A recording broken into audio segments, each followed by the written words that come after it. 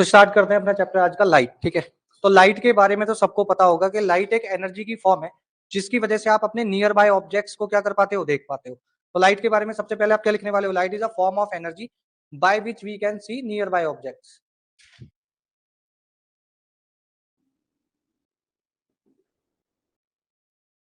Light is a form of energy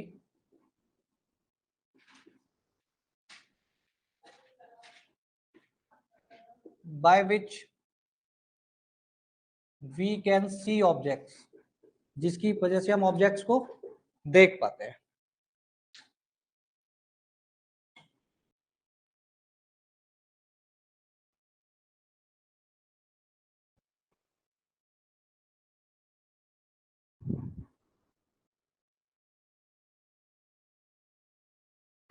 अच्छा, अब ना मैं आपको लाइट के बारे में कुछ बेसिक सी बातें बताता हूं, जैसे कि जो लाइट होती है वो हमेशा स्ट्रेट पाथ पर ट्रेवल करती है। स्पीड ऑफ लाइट के बारे में आपको पता होना चाहिए। फिर हम पढ़ेंगे रे के बारे में कि लाइट रे क्या होती है, बीम ऑफ लाइट क्या होती है, सारी चीजें। ठीक है, तो स्पीड ऑफ लाइट की अगर हम बात करें, स्पीड ऑफ लाइट, तो लाइट की जो स्पीड है वो कितनी होती है, 3 × 10⁸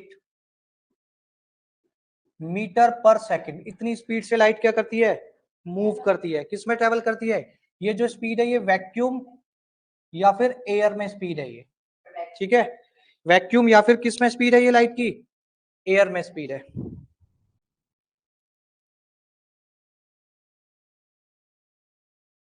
फिर एक और पॉइंट लिखोगे क्या, लाइट ट्रेवल्स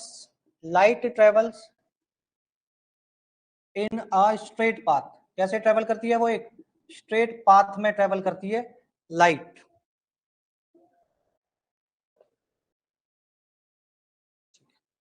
ठीक है, चलो इसके बाद हम बात करते हैं सोर्सेस की, कि एक्चुअली में ये जो लाइट है वो आती कहां से है।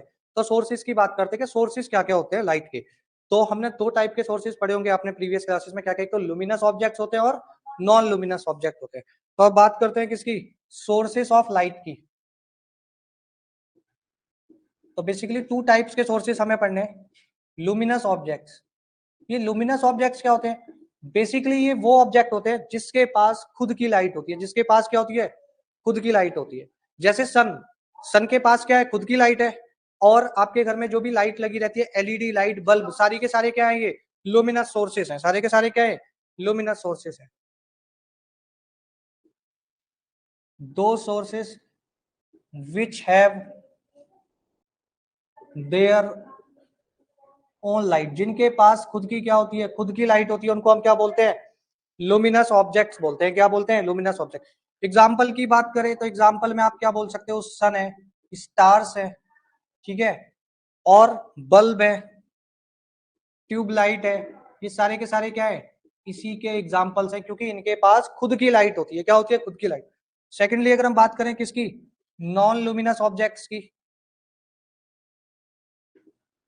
तो नॉन लुमिनस ऑब्जेक्ट्स क्या होते हैं, नॉन लुमिनस ऑब्जेक्ट्स बेसिकली क्या होते हैं, जिनके पास खुद की लाइट नहीं होती। ठीक है, this don't have their own light. Those, क्या लिखोगे इसके बारे में, those object which do not have their own light, जिनके पास खुद की कोई लाइट नहीं होती, उसको क्या बोलते हैं, नॉन लुमिनस ऑब्जेक्ट्स बोलते हैं। एग्जाम्पल, नॉन लुमिनस के एग्जाम्पल देखो, चेयर, हम देख कैसे पाते हैं, फिर उनके पास खुद की लाइट नहीं है फिर भी हम देख पाते हैं। तब एक फिनोमिना होता है रिफ्लेक्शन। क्या होता है, रिफ्लेक्शन, जो कि हम इस चैप्टर में पढ़ने वाले हैं। तो देखो, चेयर हो गया, टेबल हो गया, ठीक है, ये वाला व्हाइट बोर्ड हो गया, और अर्थ है, प्लैनेट्स लिख सकते हो बेसिकली। तो जो भी ऑब्जेक्ट जिनके पास खुद की लाइट नहीं होती, उसको हम क्या बोलते हैं, नॉन लुमिनस ऑब्जेक्ट्स बोलते हैं। क्या बोलते हैं, नॉन लुमिनस ऑब्जेक्ट्स बोलते हैं।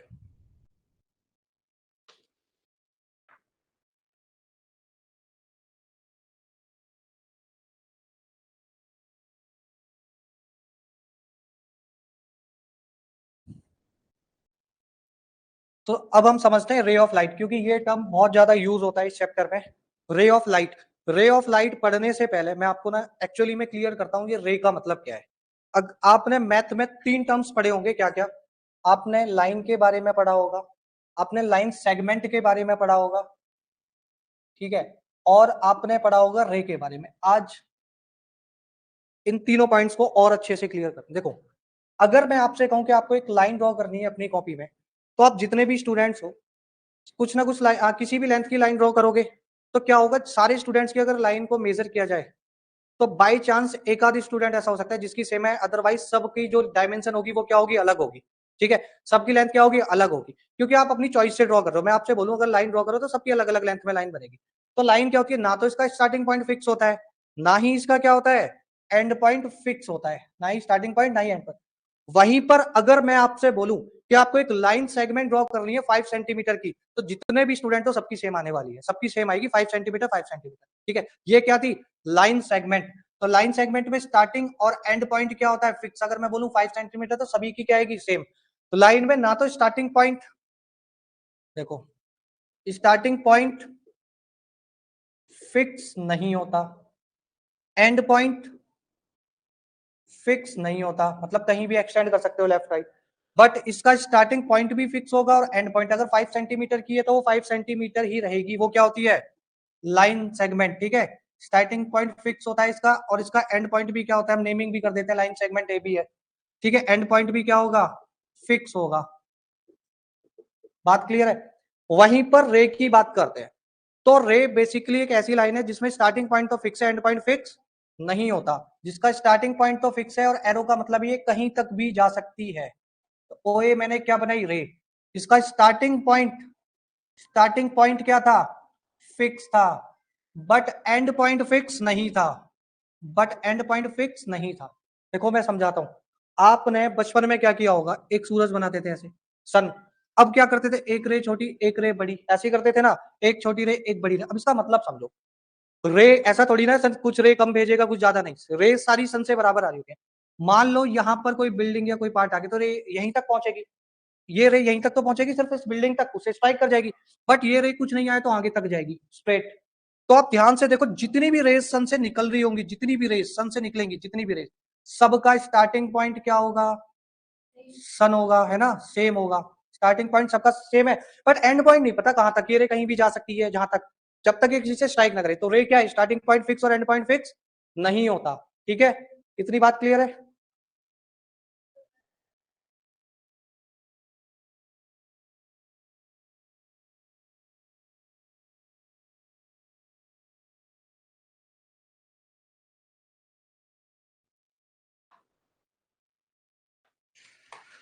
ठीक है, तो ये थी हमारी क्या, रे।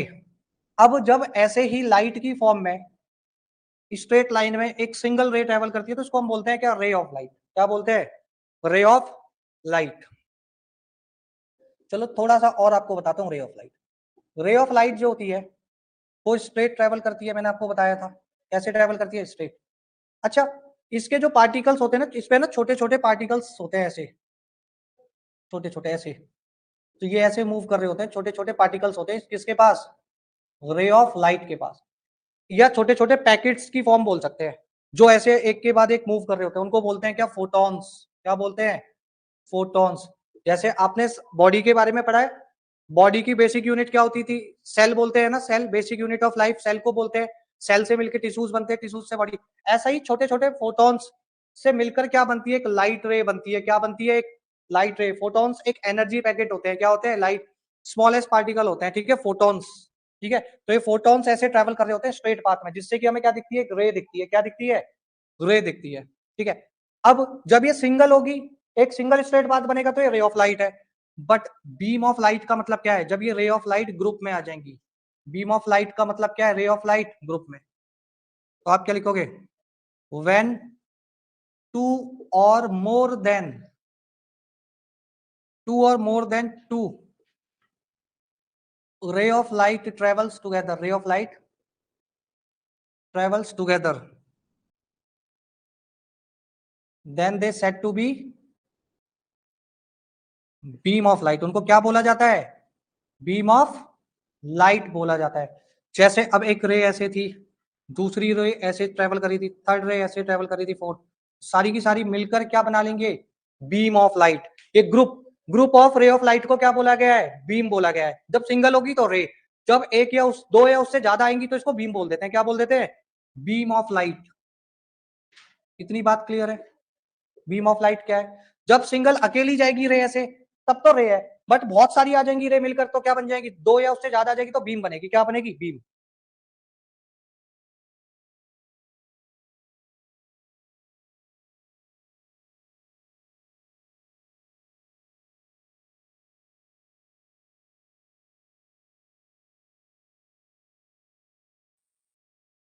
अब हम पढ़ने वाले हैं क्या?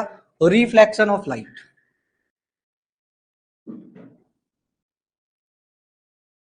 देखो रिफ्लेक्शन ऑफ लाइट के बारे में पढ़ते हैं।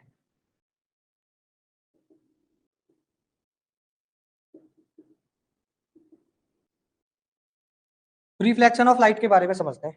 जब भी लाइट रे ट्रेवल करती है और अगर वो किसी स्मूथ और पॉलिश सरफेस पे जाके स्ट्राइक करे तो क्या होगा? उससे स्ट्राइक करने के बाद वो सेम मीडियम में वापस आ जाएगी। क्या होगी? सेम मीडियम में। जैसे कि समझो, मान लो ये एक सरफेस थी, ये एक सरफेस, ये सरफेस स्मूथ भी थी और पॉलिश। ये जो सिंबल है वो पॉलिश्ड का सिंबल है।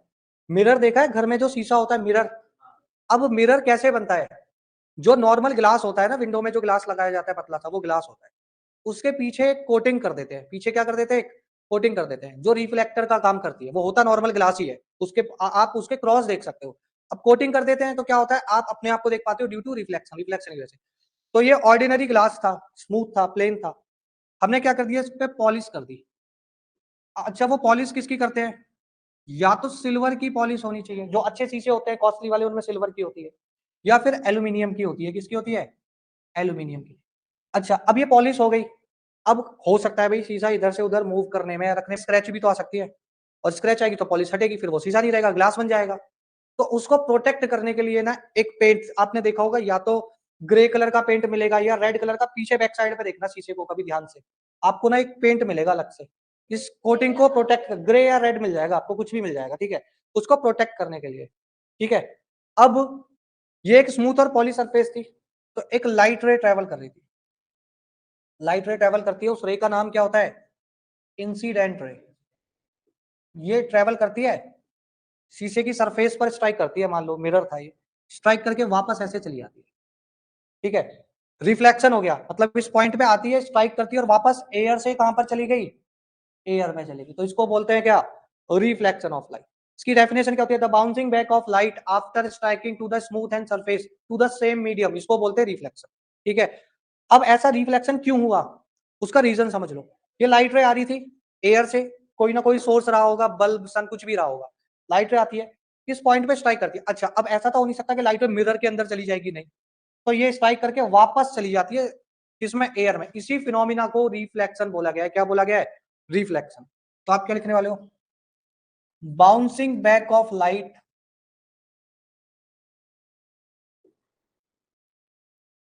टू द सेम मीडियम,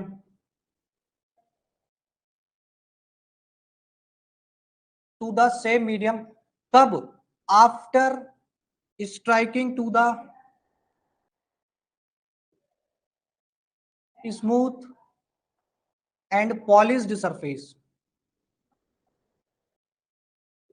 ठीक है, इसी फिनोमिना को हम क्या बोलते हैं? Reflection of light. क्या बोलते हैं?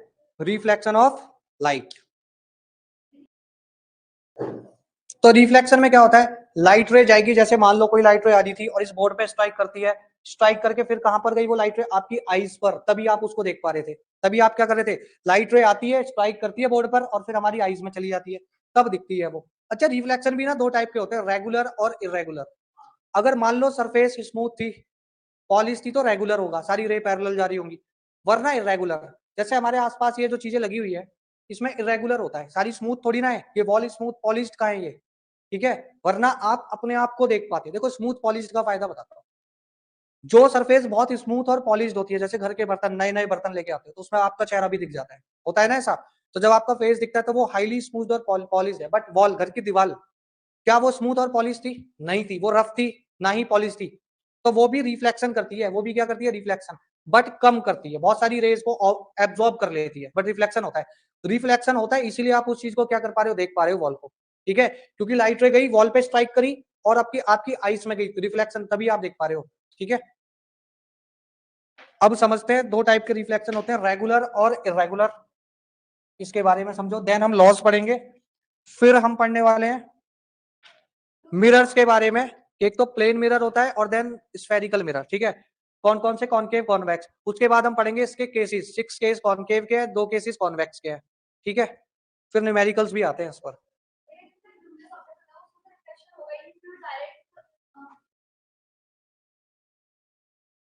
बात करते हैं भाई किसकी, फर्स्ट रेगुलर रिफ्लेक्शन। इसके बस डायग्राम से समझ लेना क्या है ये रेगुलर रिफ्लेक्शन है। रेगुलर देखो, हमने एक सरफेस ली जो कि क्या थी, स्मूथ और पॉलिश थी, स्मूथ और पॉलिश। अब हम क्या करते हैं, यहां पर क्या लेके आते हैं, beam of light. Beam of light, ये बीम ऑफ लाइट जो है, आप ध्यान से देखो, बीम ऑफ लाइट आ रही है तो ये स्ट्राइक करती है इस पे और रिफ्लेक्ट कर जाती है, तो ये रे ऐसे जाएगी, ये वाली रे ऐसे ट्रेवल करेगी, ये रे ऐसे ट्रेवल करेगी, तो ये भी पैरेलल चलेगी। ये कैसे गई, पैरेलल। तो रेगुलर रिफ्लेक्शन में क्या होता है, जो इंसिडेंट बीम होती है, ठीक है, और ये कौन सी हो गई, रिफ्लेक्टेड बीम हो गई, तो ये पैरेलल आ रही थी और पैरेलल चली गई रेगुलर। बट इरेगुलर में क्या होता है, सरफेस जो होती है ना वो ऐसे होती है, इरेगुलर सरफेस है। अब ध्यान से देखो, स्मूथ नहीं है, ये इरेगुलर है। तो सेकंड क्या है, इरेगुलर सरफेस ले ली हमने, जो कि रफ होती है। कैसी होती है, रफ होती है। अब लाइट रे तो देखो, लाइट रे तो पैरेलल ही आएगी, वहां से इंसिडेंट वाली क्या आएगी, पैरेलल। इंसिडेंट वाली क्या आई, पैरेलल, सारी पैरेलल आई। बट होगा क्या, ये स्ट्राइक करने के बाद ऐसे, ये ऐसे और ये ऐसे, तो ध्यान से देखो, इंसिडेंट रे तो पैरेलल आ रही थी और रिफ्लेक्टेड रे कैसे जा रही है, नॉन पैरेलल जा रही है, तो ये क्या है, इरेगुलर। ये क्या है, इरेगुलर, ठीक है, इंसिडेंट बीम और ये रिफ्लेक्टेड बीम। ऐसा क्यों होता है, अब ये हम समझने वाले हैं बाय द हेल्प ऑफ, किसकी हेल्प से समझेंगे, लॉज ऑफ रिफ्लेक्शन। बड़ा इंपॉर्टेंट टॉपिक है। लॉज ऑफ रिफ्लेक्शन में बेसिकली 2 लॉ की बात की गई थी, एक्चुअली में ये दोनों की दोनों उस लॉ को फॉलो कर रही है। फर्स्ट लॉ आपने पढ़ा होगा या आपको पता होना चाहिए कि इंसिडेंट रे और रिफ्लेक्टेड रे सेम एंगल बनाती है, अभी मैं आपको बताने वाला हूं। और यहां भी उसने क्या किया, हर बार सेम एंगल बनाने की कोशिश की है, ठीक है। तो अब आप हेडिंग डालो, मैं आपको बताता हूं फर्स्ट लॉ, फिर इसको समझाता हूं। तो हेडिंग है आपकी क्या, लॉज ऑफ रिफ्लेक्शन। समझते हैं, फर्स्ट लॉ क्या कहता है, first law,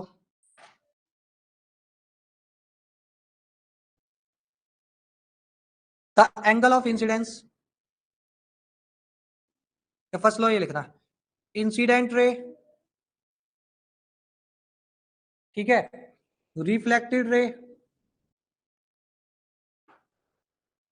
and normal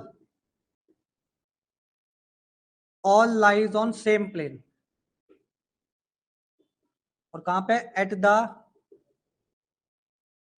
point of incident.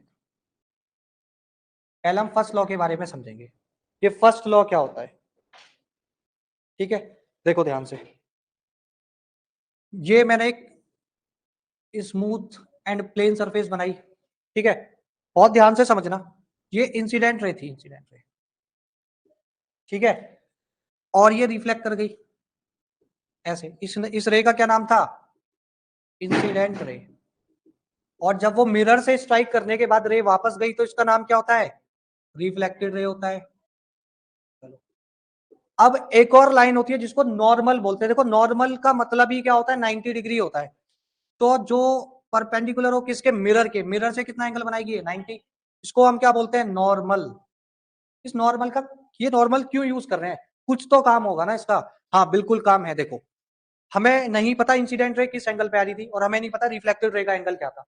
तो नॉर्मल बेसिकली क्या बताता है, ये इंसिडेंट वाला एंगल, एंगल ऑफ इंसिडेंस कितना था। तो जो भी इंसिडेंट रे और नॉर्मल के बीच में एंगल बनेगा उसको हम बोलते हैं एंगल ऑफ इंसिडेंस। और जो भी एंगल नॉर्मल और रिफ्लेक्टेड के बीच में बनेगा वो क्या होता है, एंगल ऑफ रिफ्लेक्शन, ठीक है। तो एंगल पता लगा हमें 30, तो रिफ्लेक्शन का भी 30 होता है। ये सेकंड रूल होता है। सेकंड रूल क्या होता है कि angle of incidence is equal to the angle of reflection, ठीक है। अब ध्यान से देखो, हम इस डायग्राम की बात करते हैं। अगर मैं नॉर्मल बना दूं तो अगर इसका 30 था तो ये भी 30 मेंटेन करेगा, इसके लिए नॉर्मल बना दूं तो ये भी अपना सेम एंगल रखेगा और ये भी अपना सेम एंगल रखेगा। सरफेस स्मूथ थी तो पैरेलल आई, पैरेलल चली गई, ठीक है। अब यहां पर ये भी रूल को फॉलो करेगा, अगर इसका मान लो 45 तो ये भी 45 रखेगा। अब ये देखो, सरफेस एक तरफ नहीं थी ना, अब ये पॉइंट चेंज हो गया इसका यहाँ पर, तो जब ये डिफरेंट पॉइंट हो गया तो इसने भी एंगल को मेंटेन किया, तो इसकी वजह से रे को एंगल मेंटेन करना पड़ रहा था। अगर ये मान लो 40 थी तो ये भी 40, ये 40 थी ये भी 40, बट सरफेस प्लेन ना होने की वजह से ये अलग अलग डायरेक्शन में चली गई। ठीक है, क्योंकि ये देखो यहाँ पे सरफेस प्लेन है, अगर मान लो ग्रुप में जो रेज आ रही थी वो सारी की सारी प्लेन एक ही लेवल पे आ रही थी ना, और यहाँ पे देखो ये पॉइंट ऊपर है, ये पॉइंट नीचे है, ये पॉइंट फिर से ऊपर आ गया, तो ये एक प्लेन मेंटेन नहीं कर पा रही थी। तो जब एक प्लेन मेंटेन नहीं करेगी तो अलग अलग डायरेक्शन इनकी शिफ्ट हो गई, चेंज हो गई। ठीक है, इनमें क्या हो गया, नॉन पैरेलल बन गया। अगर स्मूथ होता तो ये क्या हो जाती, पैरेलल हो जाती। ठीक है, तो फर्स्ट लॉ क्या था हमारा, इंसिडेंट रे ये थी, नॉर्मल और रिफ्लेक्टेड रे सारी की सारी एक ही प्लेन पे लाई कर रही है, हाँ इस पे कर रही है, प्लेन पे सरफेस पे, और कहां कर रही है, इस पॉइंट ऑफ इंसिडेंस पे कर रही है। किस पे कर रही है, इस पॉइंट ऑफ इंसिडेंस पे। ये था हमारा क्या, फर्स्ट लॉ। सेकंड लॉ क्या था, the angle of incidence, the angle of incidence is equal to the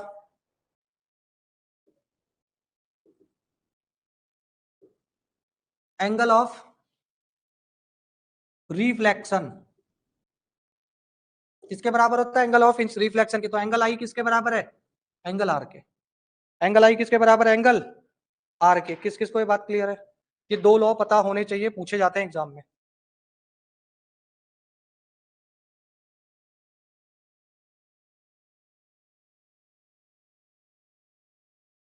चलो अब हम समझते हैं ये इंसिडेंट एंगल और इसके बारे में, और आप लिख लो।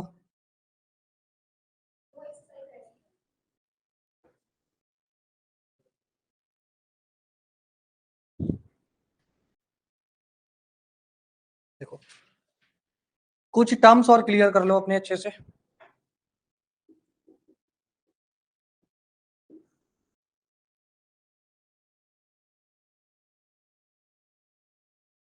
ये थी हमारी incident ray,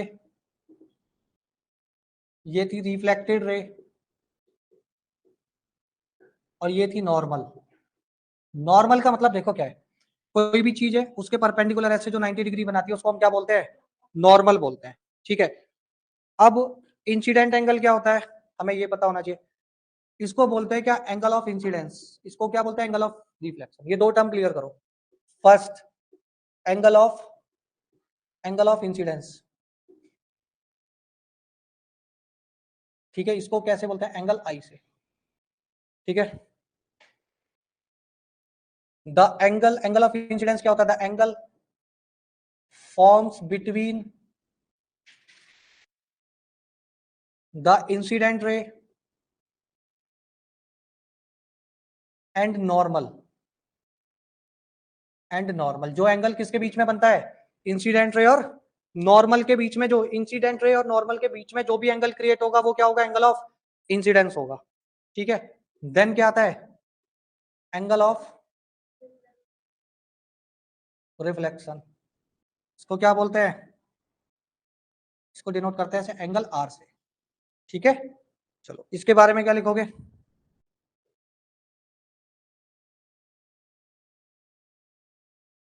the angle forms between the reflected ray and normal. ये क्या होता है, एंगल ऑफ रिफ्लेक्शन।